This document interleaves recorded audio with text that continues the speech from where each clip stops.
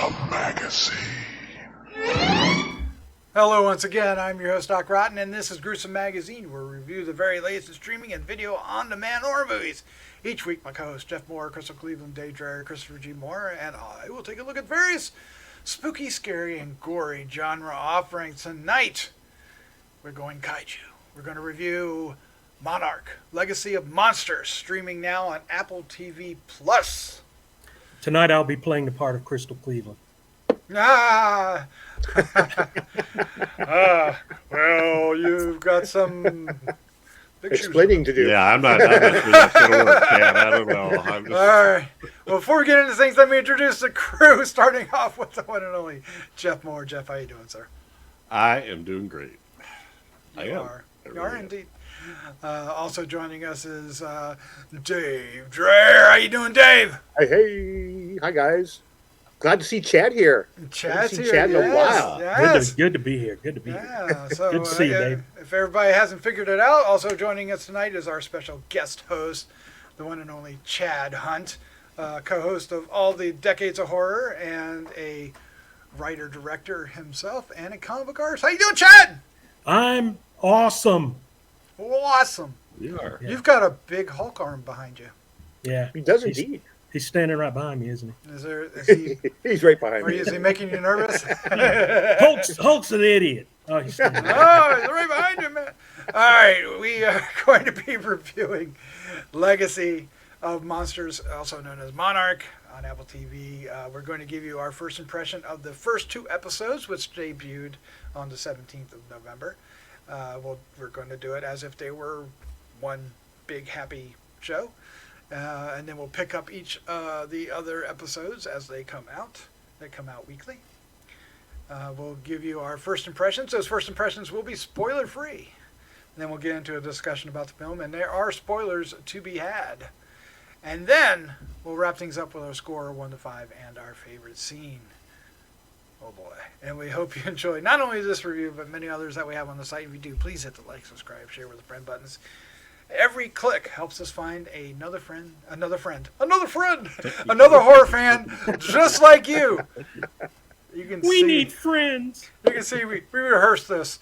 It's not like I don't say this like 2 times every week, and I'll screw it up.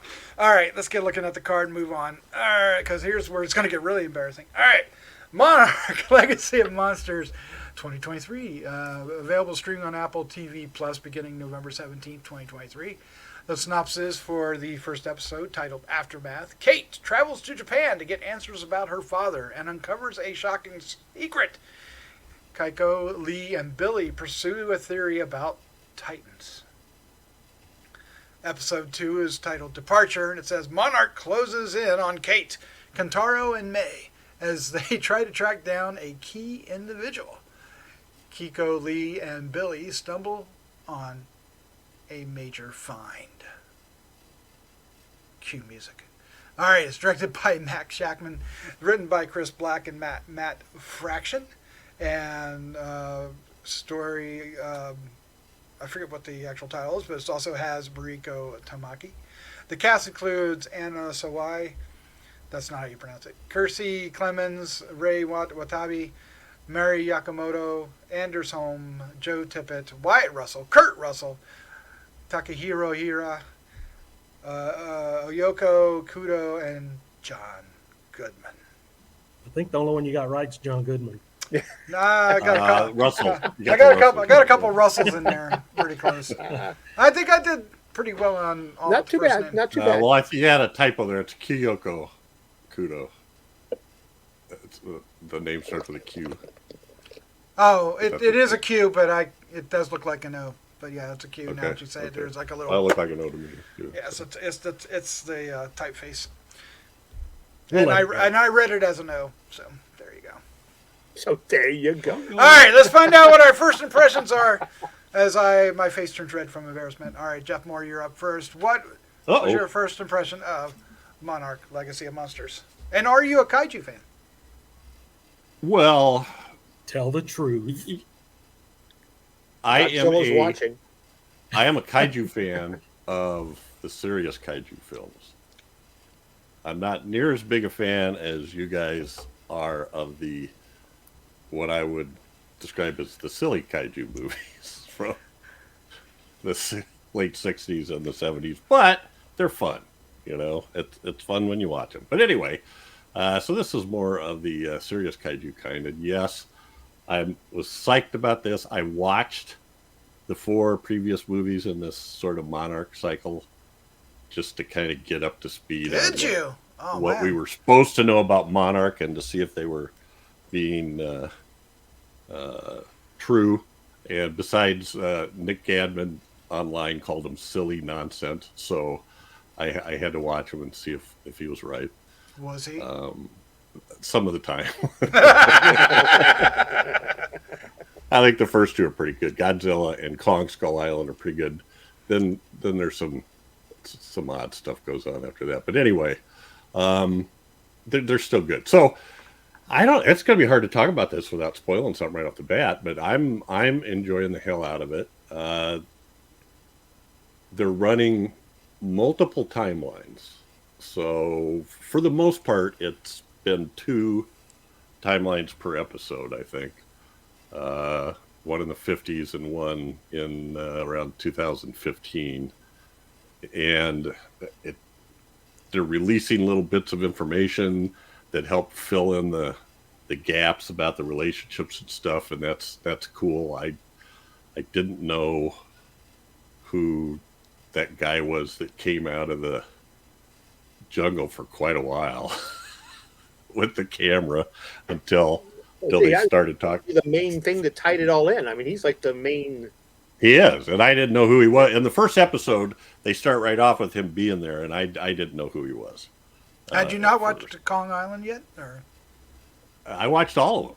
Okay, but you didn't place him. But as... they didn't say his name at the beginning. Fair enough. You know, so you got 3 people showing up. One of them who isn't in any of them, as far as I could tell, the Russell's character. Mm-hmm. But anyway, so I enjoyed the hell out of it, and I enjoyed the way they pieced it together and the way they're telling the backstory and the 2 timelines, and I've been able to keep it straight. I like some of the little touches they put in. I don't want to say those now about a somewhat differing timeline based on the first Godzilla movie in this cycle that had Bryan Cranston The San and Francisco. Aaron Taylor Johnson, which plays a big part in this. Yeah. So yeah, I'm enjoying it, and the acting I think is great, especially Kentaro's mother. I think she is awesome, and I love the character of May. I think she is just the hacker girl. Yeah. Cool beans. Yeah, she's the hacker girl. So anyway, I'll stop there and let you guys go. I'm rambling on. Excellent. Chad, welcome to the show. What is Thank your you. first impression of Monarch Legacy of Monsters? And are you a kaiju fan? Oh my God, big kaiju fan. I love the silly era. I love the serious stuff. I love Godzilla, period, and I love all the kaiju movies. So it could be silly, it could be serious. I'm all good with all of it. And this is that's a good thing about Godzilla is he can be both, and you can still enjoy it. And so this offers another layer of Godzilla that we've never really seen before outside of maybe Gareth Edwards' movie, where because if you're watching it, you're not going to see a Godzilla show about Godzilla the hour. I mean, it's got monster action, but the human drama is really what's captivating here to me. The characters are really good. It's really well written and shot just beautifully shot. So when the time comes to see monsters, you're ready for it, and they deliver in that area too. So it's got a good balance of everything. I'm glad we're finally going to find out where Monarch came from, how it started, and who they are today. The 2 different timelines. It's genius that they have Wyatt Russell playing Kurt Russell, early on in life that's genius because they look and sound exactly alike. I enjoyed this a lot. And if it keeps up this quality, it's going to be a good watch. I like that. I like that. The word quality, I think, is a good way to describe this. Yeah, very it's good. not a cheap show. No, Dave. Yeah, for sure. Dave, what is your first impression of Monarch: Legacy of Monsters? And are you a kaiju fan? I am a kaiju fan. Much like Chad, I like pretty much all of it. Not a lot of kaiju in this yet, though. We get a little bit of kaiju, but not a lot of kaiju. There is kaiju in each episode. Yeah, there is. I feel compelled to have to warn people, though. This is very soap opera-y. This is like Days of Our Lives with Godzilla. We've got all kinds of the background. Yeah, we've got all kinds of intrigue and deceit, and people leading alternate lives, and all this stuff. You got to kind of keep track of all of it. I was talking to Doc earlier about this, and the first 2 times I tried to watch the first episode, I fell asleep, which is not unusual for me because I'm very old, and if something's not holding my attention, I fall asleep easily. And there's not a ton of action. I mean, it's not that there's not any action, but there's also a lot of talking and a lot of drama. Finally, on the 3rd time I watched it with my wife, and a little earlier in the evening, and she just loved it because of the aforementioned, more story driven as opposed to just Godzilla destroying things or monsters destroying things. But it is very, very well done. The acting is amazing, but just don't go into it thinking you're going to see nonstop balls to the walls kaiju action, because that's, at least to this point, not what happened. But there are some really great kaiju high points, if you will. There are. Scattered throughout. By the end of the 2nd episode, it's like, okay, hey, you know what? We're locked and loaded. We're ready to start this adventure. Let's go. And so I'm excited for episode 3 to see where we're going to journey to. Apparently, we're going to Alaska. Alaska? Yes. There's a song in there somewhere. No. I would say that by the end of episode 2, the show gets urgency. It builds toward an urgency, and now the first act is over. Now because it is 10 episodes, and it is basically a 10-hour Godzilla movie or monster movie with a lot of people in it. And one thing I like is that where all Godzilla movies have a lot of people in it, most of the time it's not very interesting what happens to the people. The opposite's true here. This is really well written, well produced, well made. It is. If you take and I'm a kaiju fan, but if you take the kaiju out of it and you just it's still great TV. This is really well made television, and the fact that it's littered with references and monsters in it, and even though they're not prevalent, they're always there, right? You always feel their presence. For example, and this is not a spoiler, but there's a Godzilla. How would you say? It's kind of flashback. Well, no, that's not what I was talking about. You're talking about like the fallout shelters. The fallout shelters, yeah. Oh. So there's basically a warning that goes off, and everybody's running off to the shelters, and they're just waiting for the all clear, and it's just a trial of it. So you feel it, right? And there's this Godzilla escape route, planted on the roads, and so and then of course the flashbacks are always looking for what they call butos, and they spell it all out. They never really say Godzilla, but the present characters are all about Godzilla, and Godzilla's spattled out left and right. So you feel it. That's what I came out of. It's like, even though we basically get in the first 2 episodes 4 scenes of kaiju, I felt their presence throughout both episodes, throughout the entire episode. Yes. And I love this series so far. It is.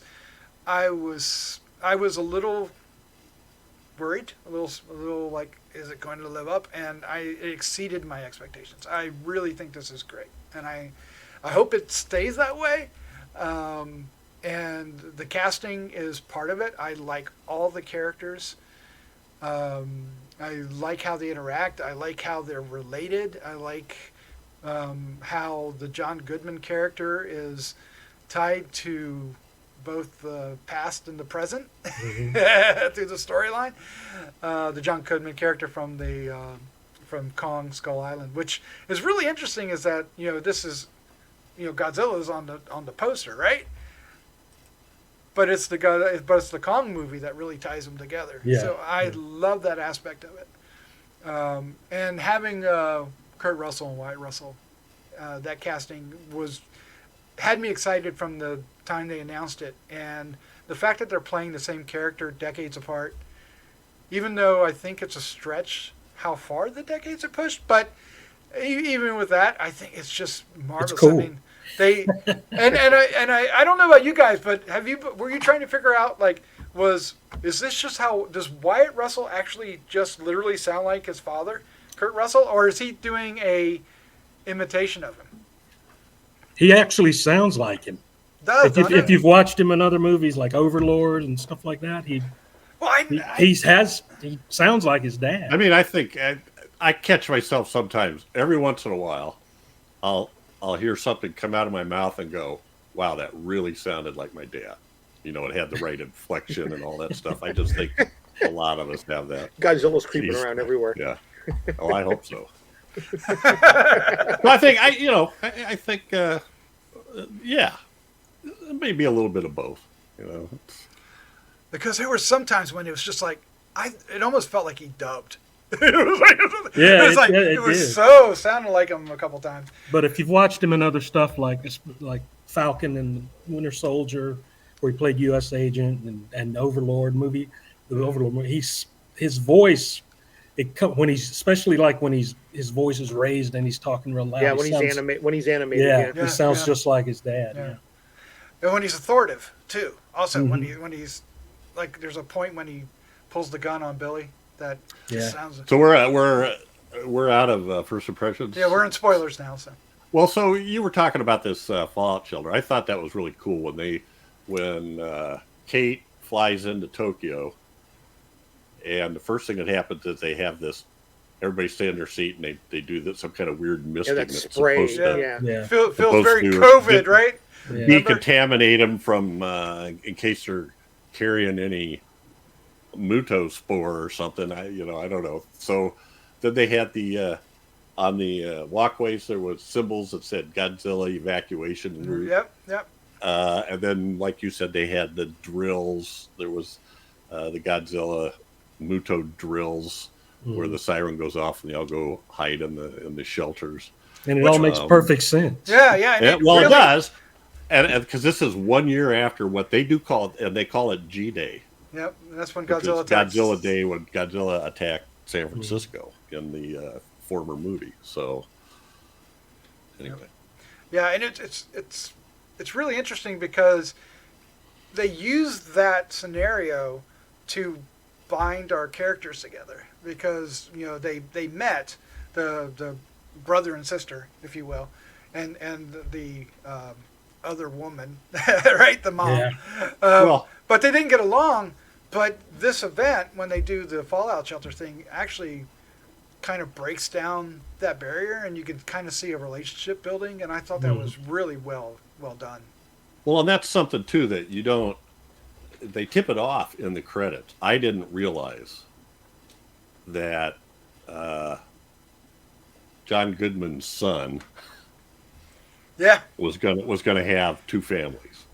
I didn't know that ahead of time. I didn't either. I didn't until the. I don't think anybody did. Yeah. So they tip it in the credits because they have this sort of mirror-shaped looking credits, and I didn't pay that much attention till the second episode after you know it, and I go, "Oh wow, there he is with the family with the little boy. Here he is with the family with the little girl. Oh wow."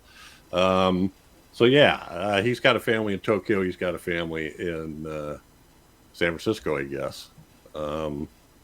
There was something else you said that I was going to mention, but anyway. It took me a while to realize that the Billy character in the past was actually John Goodman's character. Right. It took me a while to figure it out. That's what I was trying to say without saying it.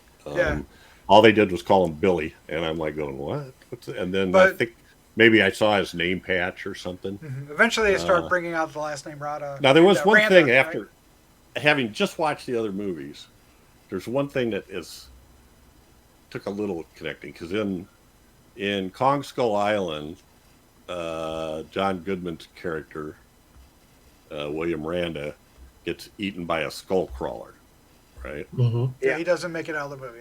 Yeah, so that means that the scene they show at the beginning of episode 1, where he's scrambling away from the spider and throws all these tapes into the ocean, has to happen somehow before that he's separated from everybody. And then there's a time when they are separated. So there is a time where they're going, what happened to Randa? You know, where is he? You know, so well, they had to.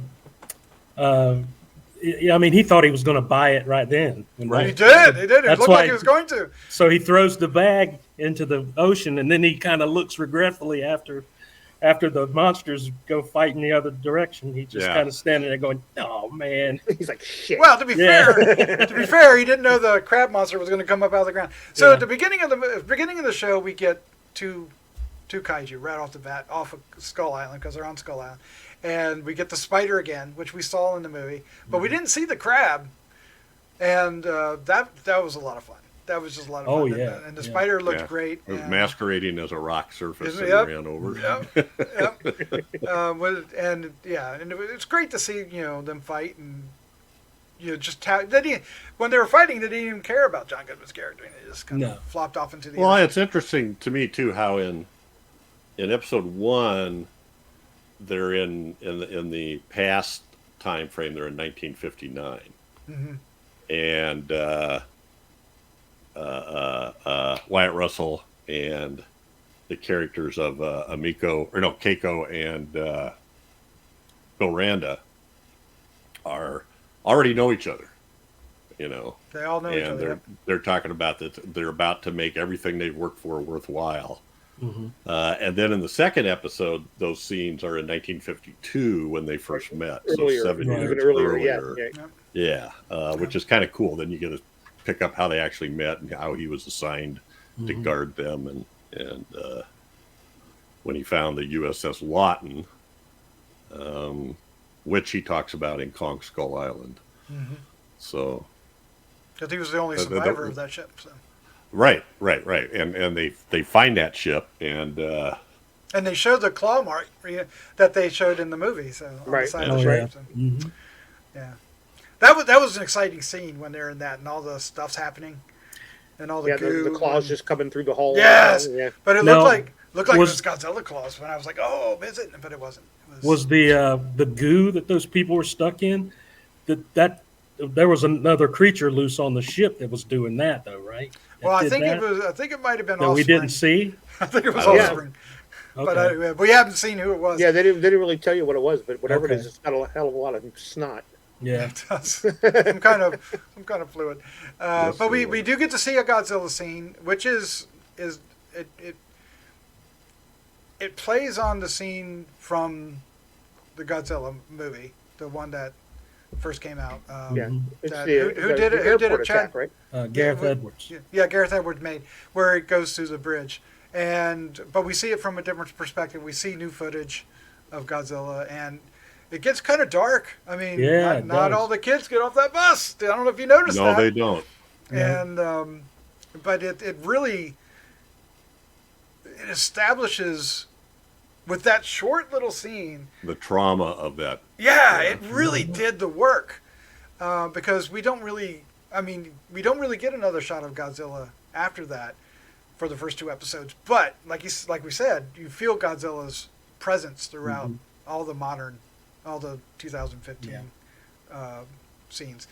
But then we get that whole sequence was just had me white knuckling my chair like this. But if the kids had all made it, that would have been like a cheap way out, I think. Well, at least some of them did. Yeah. Yeah. Well, yeah. If they all made it, it would have seemed a little too much, I think. So it fit the story. It helped the story that they did.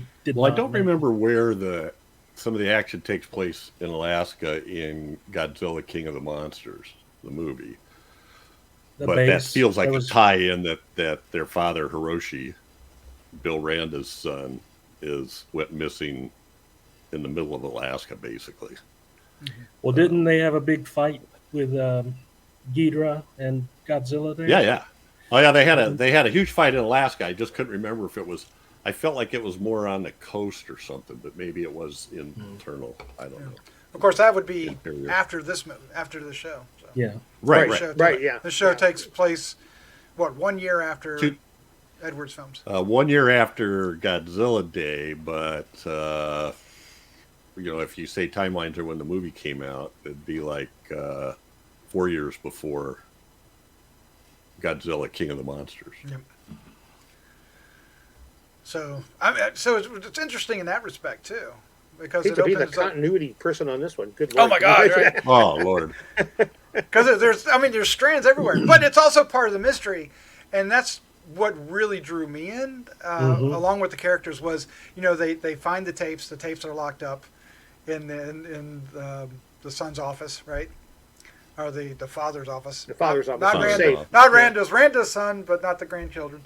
But anyway, and they find it and they take it to their friend and they start unleashing all the information that's inside it, and get caught by Monarch, or at least Monarch tries to catch them.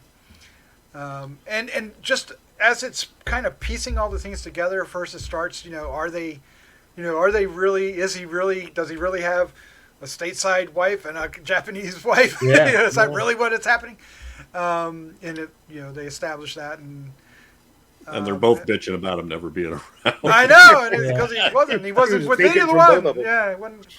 But so it makes there's like the story already has depth, right? Because there's all this background established, and I feel that. So it feels legit. Well, it doesn't feel. Yeah, they build a ton of stuff in. I mean, we go back to this. Chad was talking about this, but we see when Bill Randa meets Keiko, the scientist, and he's a cryptozoologist, where they meet in the Philippines.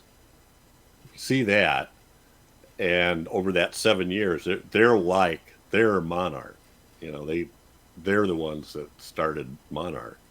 And then we see what Monarch's doing now with Randa's grandkids, and how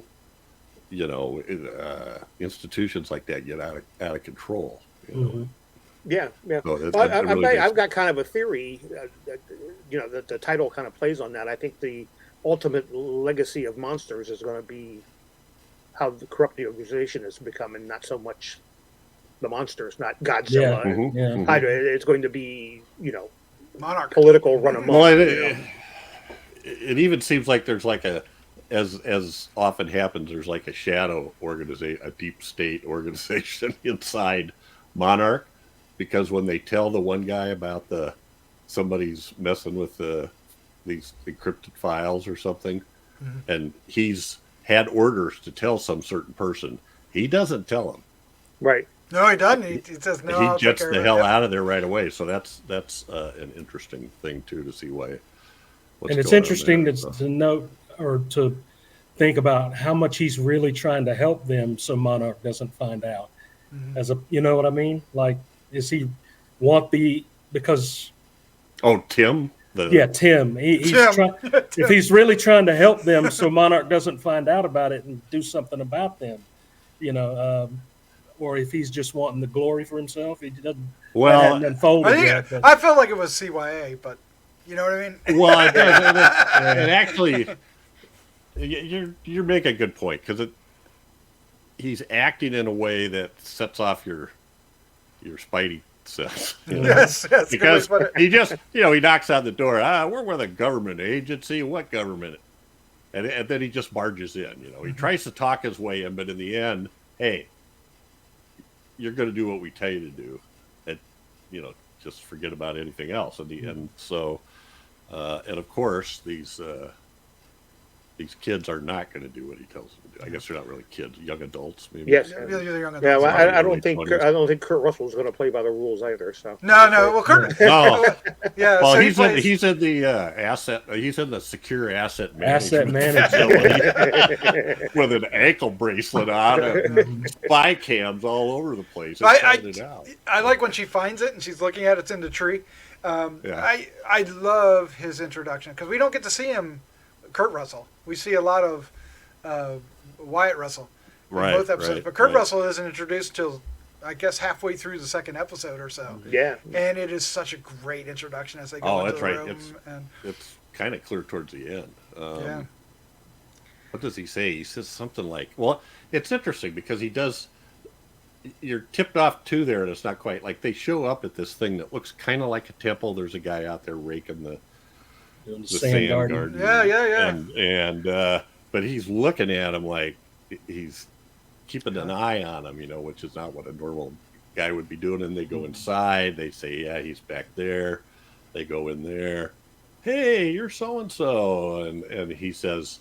Somebody starts to ask him a question. Let's go outside and take a walk. Yeah. You guys are going to get me out of here. He does do a nice pregnant pause. Well, and in the meantime, May, the hacker, has noticed the surveillance camera in the room too. She looks up at the surveillance camera, and then she's the one that finds one out in the tree. So it's.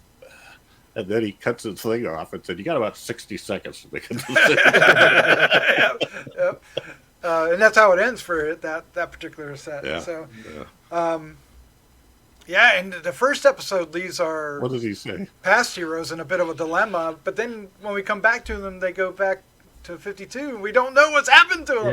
Yeah. You can. He says you could chuck down that mountain of Monarch BS, or we can get out there and find out what really happened to her. Yes. So, anyway. So I'm really excited where this goes from here. Yeah, so well, I'm kind of sad, except for I know there's room for what looked like didn't happen, but it looks like somebody bites the dust in 1959, and I don't know. I don't think they can because they have to. There has to. Well, be I thought they had a kid already. Oh, did they already have it? All right. I thought so. I don't see how she's coming back from that one. I don't know. No, because I thought they were talking about having kids, but they didn't have kids yet. I don't know. I didn't. I figured that they were going to save her. That's the next. At some point, they're going to go down in that and save her. You think? Yeah, because she probably landed on all those critters. they consumed her. Well, they were. Yeah, she disappeared into the group of them. That was scary as hell too, because she's climbing up the rope and they just make a mountain, and they just climb higher and higher and higher, making a bigger and bigger mountain. And then start grabbing on her, and the more they grab on her, the harder it is for them to pull her up on the rope. But then they all fall together, so I'm imagining that they break her fall. Yeah, I don't know. We'll have to wait. Maybe, or they trap her, or they. She could have rolled into a little space, those things are pretty little though. I don't know where she's going to go that they can't get. Oh my God! It's the Glenn in Walking Dead thing. She's going to roll under. Oh yeah. Glenn. It'll be interesting to see what other. Or maybe they'll cocoon her or something. And that could be. Yeah, maybe. We don't want her to die, though. We don't want. No. Well, she's got. I mean, she's a. I just assumed she was. I assumed she was already a goner. So. That's what I thought too. No, I figured that she still had to. She still had to pass on the lineage. Yeah, I think they said that when they were talking, they said something about. That their life versus Shaw's, who is Wyatt Russell, and I thought they said something about, look, you're married, you love each other, you got a kid. I thought that somebody said something. Yeah, you might be right. I thought they were talking about you were going to have kids. They wanted to have kids. That's possible. I don't know. Now I got to go watch episode 1 again. They might have kids. They might have kids. Yeah. Well, it's in the first 5 minutes, so you don't. It's true. It's true. All right. Well, let's go ahead and give our a score 1 to 5 and our favorite scene. I think there's enough kaiju scenes to go around. We'll start off with Jeff. Jeff, sir, let us have it. Score 1 to 5. Wow. As much as we're talking about this, I think I'm going to go. I don't quite want to say Yeah, I'm going to go 5. Oh wow, nice. I did not I'm get very happy about the soap opera thing like Dave was talking about. I didn't get that at all. I felt like, yeah, they were they're developing characters, establishing relationships, and they're getting ready to take off. So one of the things you can do in a TV series, you can spend a little more time on developing that stuff and caring about the people. So I'm going to reserve. I'm not saying the series is going to be a 5. It's what happens coming up is going to be good. And wow, I could name tons of favorite scenes, but I think I'm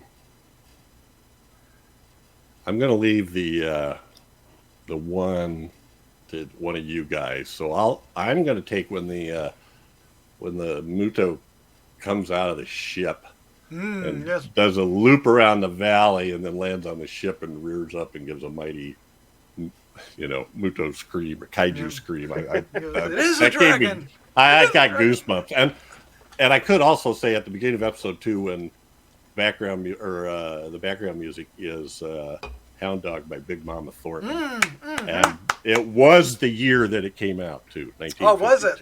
Yeah. Oh, nice. Nice. Yes. Yeah, they did play the original one. The original. Chad, you're up next. I really, really, really enjoyed this. This is one of my favorite things on TV right now. And even like you brought up earlier, even if this was not didn't have Godzilla, or I'd still be invested in the characters and enjoyed the interaction of the characters and the mystery of it. So I'm giving it a 5 as well. Nice.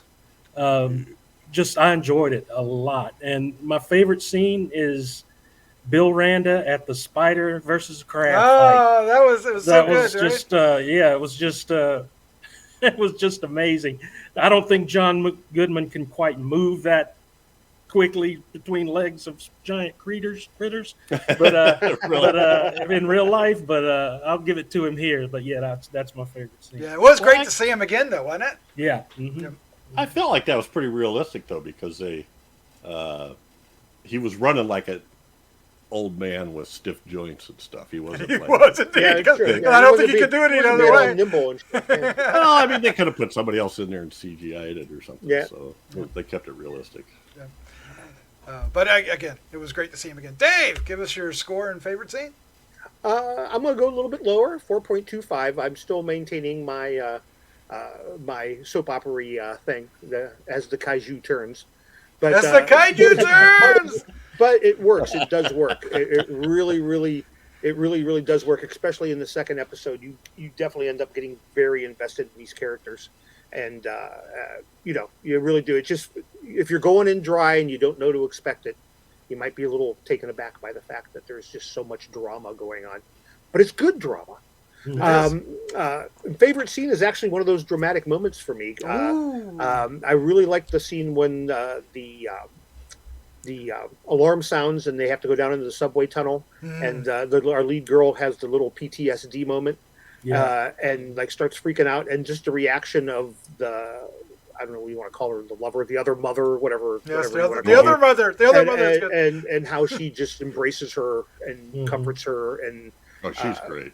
I mean, it was just a really touching moment. It was really well done. So, yeah, that's it. That's it for me. Yeah. And she basically saved them from the guards because the guards were about to come get her. I don't know if you saw that. Because she was losing her shit. Yep. Yeah. Yep. All right, for me, I'm giving it I wrote down 4.5, but you guys are wanting me to talk up higher. But I agree with Dave, this and Chad as well, and you as well, Jeff. That this is just really good TV. It's establishing this world even more than what we already have, right? And if you look at it, I guess the Monsterverse is one of the few cinematic universes that has actually succeeded. And much like the television shows for MCU, even though they've kind of overextended themselves, this is filling in the blanks like that and doing a great job. The casting really does it for me. So I could give it a 4.75 very easy if somebody were to twist my arm. Twist a little harder, I could give it a 5 and not be disappointed. But I'm reserving my 5 because I think it's going to get to 5. So anyway, that's my logic about it. In other words, it is one of my favorite things for the year. I really am impressed with this. They have exceeded my expectations. I knew I was going to like it because I'm just wired to like it, right? It could be shit, and I still would like it. But this isn't. This is really well-made television. And I think at this moment, I think it has the perfect mix of kaiju in it. I think it needs more kaiju as it goes along, but at the moment, I think they've done a great job mixing it in. Yeah. And I really love the characters, and like you said, the mom character, which goes back to, like, I'm going to pick 2 scenes because one scene is just the introduction of Kurt Russell's older Lee character, the older Lee, and he just it was cinematic. I mean, this series is cinematic. It's cinematic, like Lost is cinematic, or you know, maybe some of the Star Trek shows. It just has a cinematic feel for it, and his reveal, even though it wasn't on top of a mountain in silhouette, it still had that feeling like you're introduced to a character that means a lot to the show. It just felt that way, you know, with the music and the staging and the actor who's playing it. So that was a great scene. But my favorite scene is in the same episode, and it's kind of thought Jeff was going to take it, but he took not exactly what I like, and that's when they go inside the ship, when they discover it and they go inside, and then all that crap happens, and they're getting, you know, the claws are coming in through the ship. That was intense. That was intense, and it felt so, because it's isolated, right? They're in this valley and where nobody exists, you know, there's no humans really around, and they're being, you know, there's a weird ship that should be 3,000 miles away or something like that, and here it is, and then they're getting attacked by monsters. Just all that added up to a really intense, great scene. And having these huge claws come through, and they were like so close to him, like the one guy is literally like over top his head. He's like trapped underneath the Bill character. He's trapped underneath. So the only hand comes out. Yeah, the hand. Yeah, it was really great. The only thing that worries me about this is, and it's a small nitpick, is that the Bill Randa character, John Goodman, you know, he talks about knowing of the monsters, but not actually seeing the monsters, seeing the kaiju, right? Yeah. And obviously now he's seen them, right? He's seen the little ones in the first episode, and he's seen this dragon one in this episode. So he's seen them now, but he doesn't necessarily go that far, right? We just really all the reveal. And you back me up on this, Jeff, because you just saw the Kong movie recently. He only talks about in the Kong movie, there was a couple of discrepancies, because in the Kong movie, he says he saw this dragon take out his ship, and in the episode, he's describing it to Keiko when they find the ship. He says, "We thought it was a Jap sub or Japanese submarine, and it, you know, I always thought it was something else, and now." So, but they did call it a dragon. So, you really do hunt dragons, right? And then in the Kong movie, he doesn't talk like he's already seen the stuff that he has seen in these episodes. He doesn't talk like, unless he's. I'll have to. You know, you might be able to interpret it that when he's talking about the dragon in that ship, he's talking about the thing he just saw in 1959. Yeah, it might be. I'll have to think about how to phrase that back. Or 52, right? 52. Well, 59 is when they find the ship. I thought 52 is when they find the ship. 52. You're right. You're right. 59 is when they go to Russia. You're right. 52. Yep. So yeah, it seemed different to me. It's small. It's a small nitpick, right? Yeah. Easily looked over. Yep. All right. Well, with that, that's our review of Monarch Legacy of Monsters episodes 1 and 2. We'll be back for episode 3 in about a week. I can't wait for it. I am so excited to Fridays, right? Is it Fridays, Friday? Yeah, I was going to say, when's the new episode dropped? Fridays? Every Friday from now for the next 8 weeks, I guess. 8 weeks, yeah. All the way into the new year. Oh, wow. That's exciting in and of itself. All right. Well, Jeff, Dave, Chad, sir, thank you for joining me. This was a lot of fun. Yeah, it was. Yes. Thanks for letting me be here. Oh, I'm so glad you are. So glad. All right. Let's say goodnight. Good night, everybody. Night. Good night. Good night.